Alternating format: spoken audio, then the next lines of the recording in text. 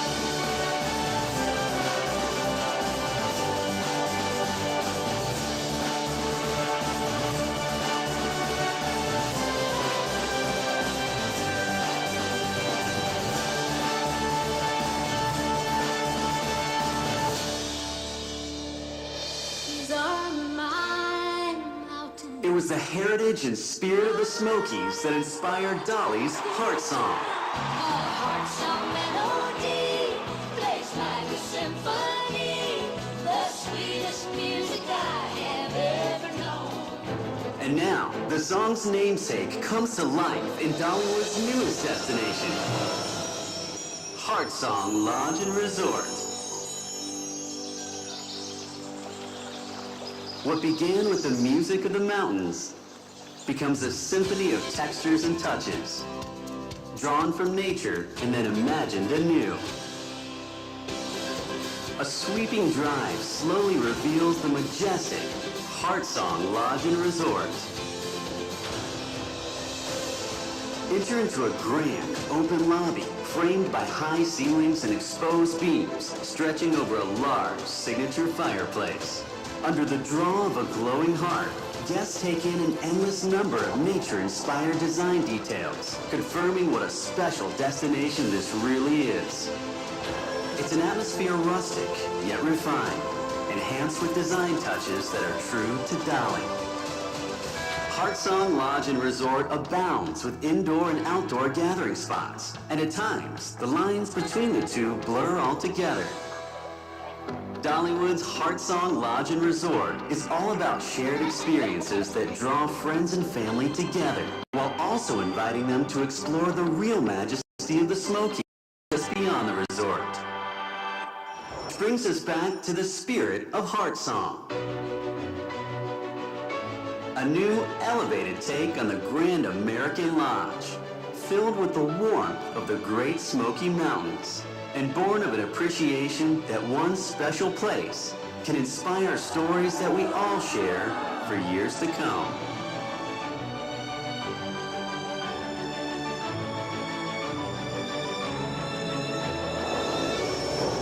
HeartSong Lodge and Resort.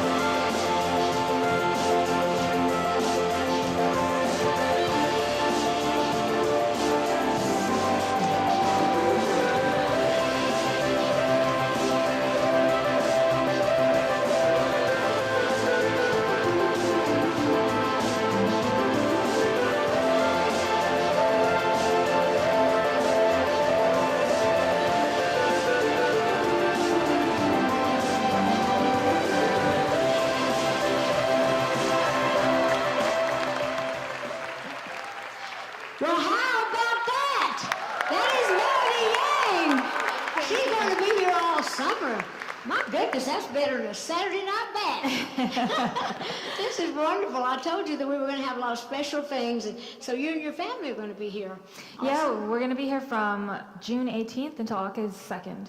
Great. Yeah. Well, did you enjoy that? Ain't that fun? Wouldn't it be fun if she could put me in a bubble? Yeah, come on over here. Well, certainly, All we right. know that I have not been living in a bubble lately, right? As much as I've You're been going to doing. stand right there, Right okay, here? Dolly? All right. Y'all pray for me. Don't move, all right? Here we go. 1, Don't mess Two. up my hair.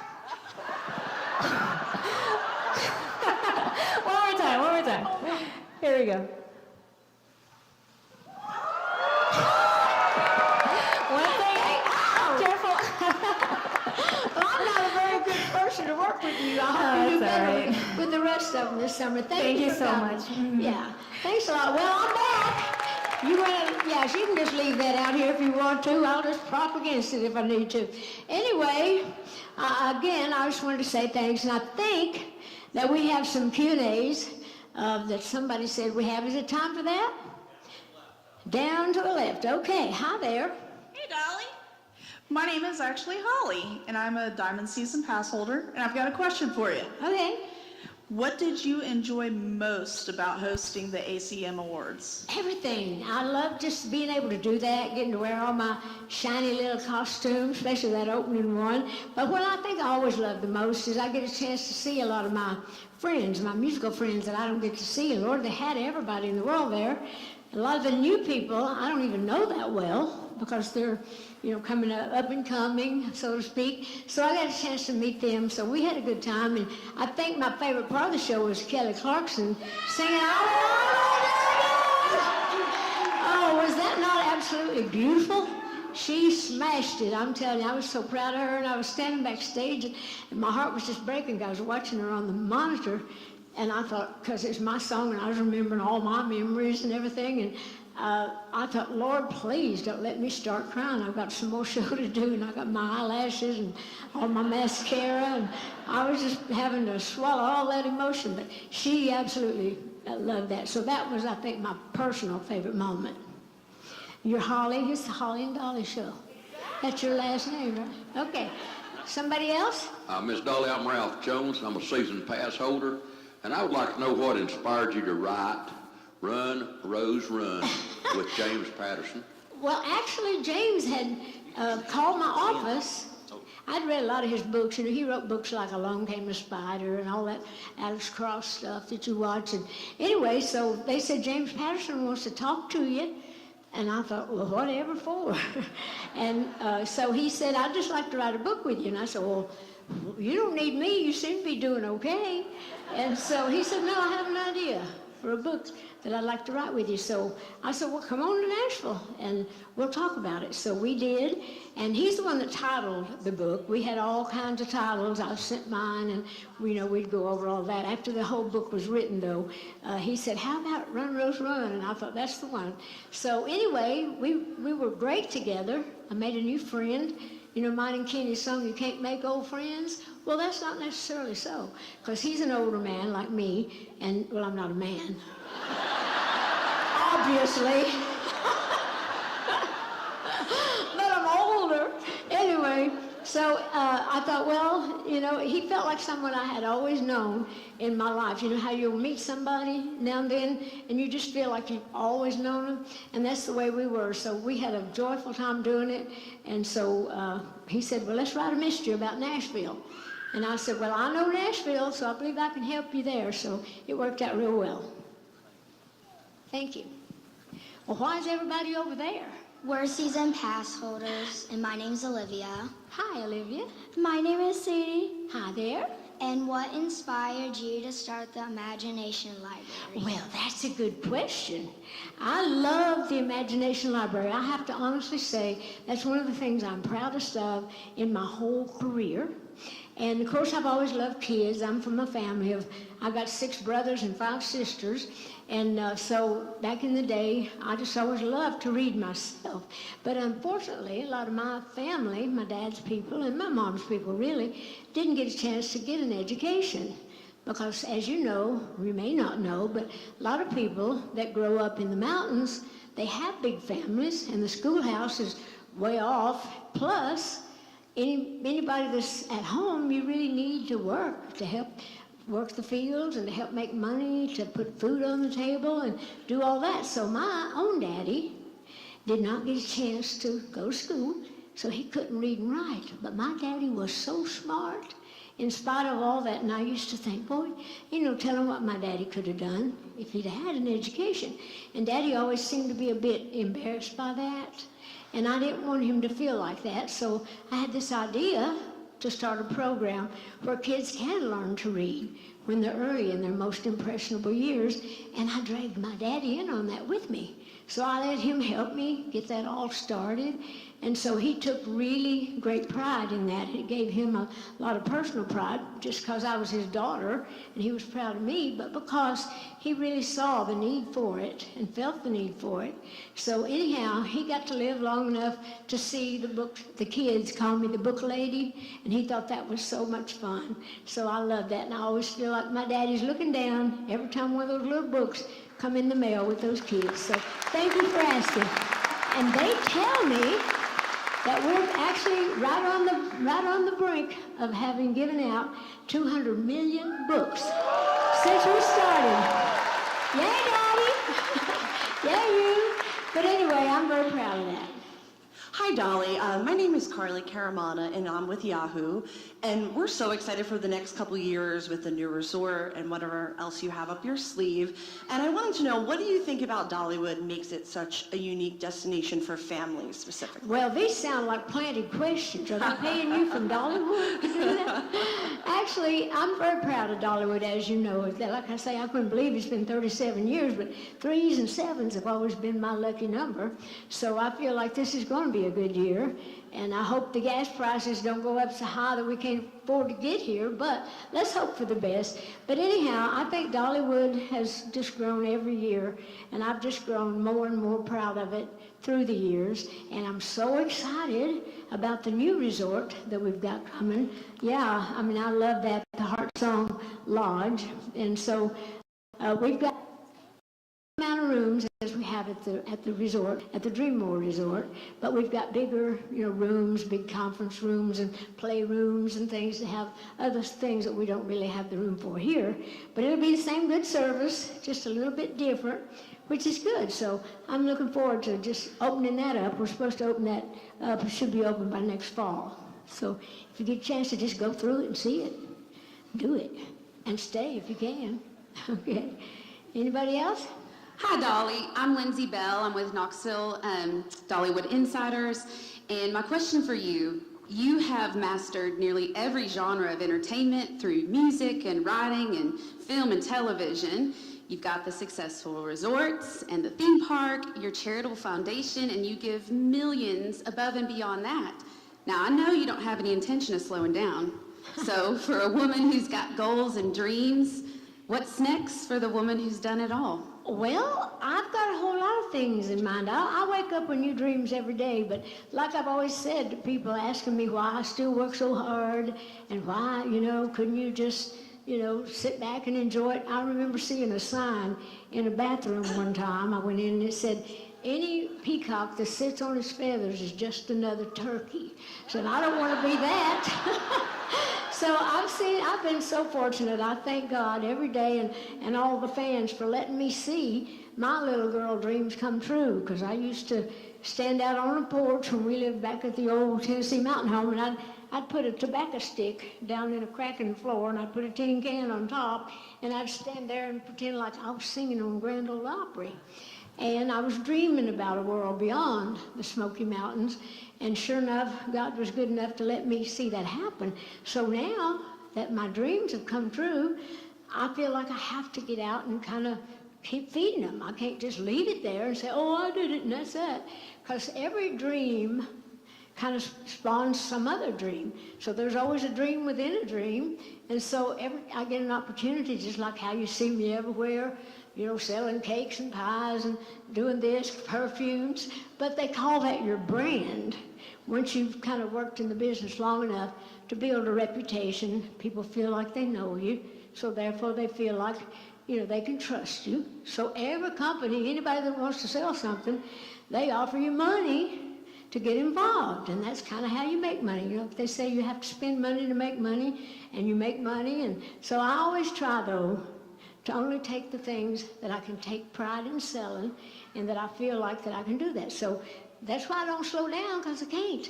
Something new comes up all the time, and then I personally have new dreams of my own, and I'm doing a Christmas movie this year, and it's going to be coming out in December, but it's kind of going to be something unique, because I'm going to actually show you what goes on behind the scenes when you're putting any kind of a movie together, and we're going to have a lot of fun letting you see that, and hopefully we're going to get to do that live from Dollywood. So anyway, we'll tape some stuff, but we'll have some live audience too on a lot of the production numbers. So it's going to be something special. It's like a 2-hour, like a movie performance thing with a little story line too. So I'm going to have a gospel album to go along with that, or an inspirational album that'll come out probably in the fall before the movie. So how can I slow down, I ask you?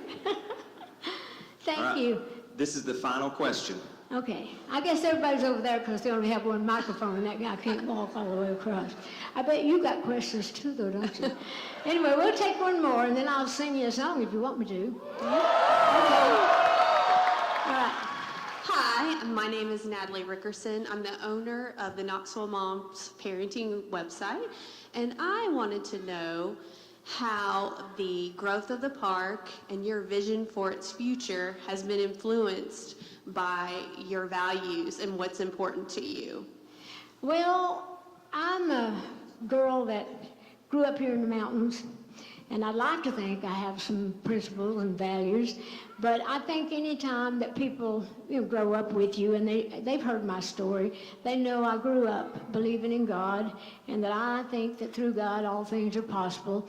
And a lot of people say, oh, I don't even believe in God. And I say, well, that God you don't believe in has been awful good to me. So I kind of feel like that when you want to do good, you try to do good, and you have faith, it just seems like good things happen. And I'm so proud of the way that my whole life has been, that good things happen because I ask God to lead me and help me to make good things happen and to let me be an inspiration to Him and to the people and to glorify Him. So that's my prayer all the time, and I'll keep trying to do good. Listen, I am no angel. I'm not saying that. Lord knows that more than anybody. I'm no angel. I just play one on TV. But I'll try to do good, and I just hope that all blends into anything that I do. So thank you. Was that the last question? Okay, is the band in place?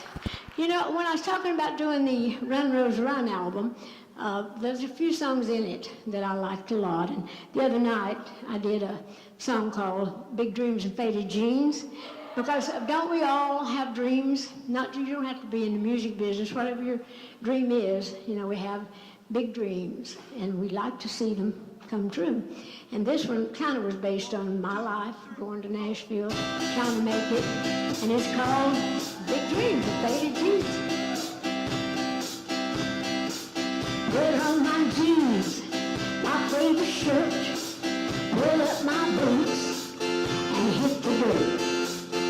Finally doing something I dreamed of for years.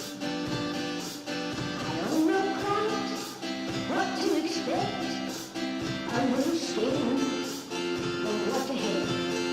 My desire is always greater than my fear. Big dreams and faded dreams.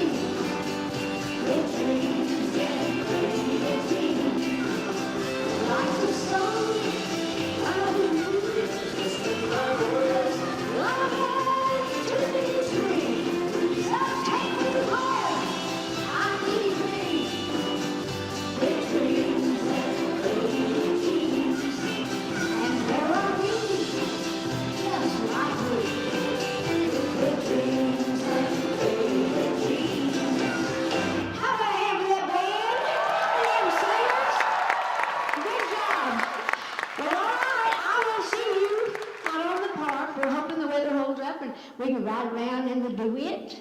And if so, I'll see you there. I gotta get to work. You gotta get outside.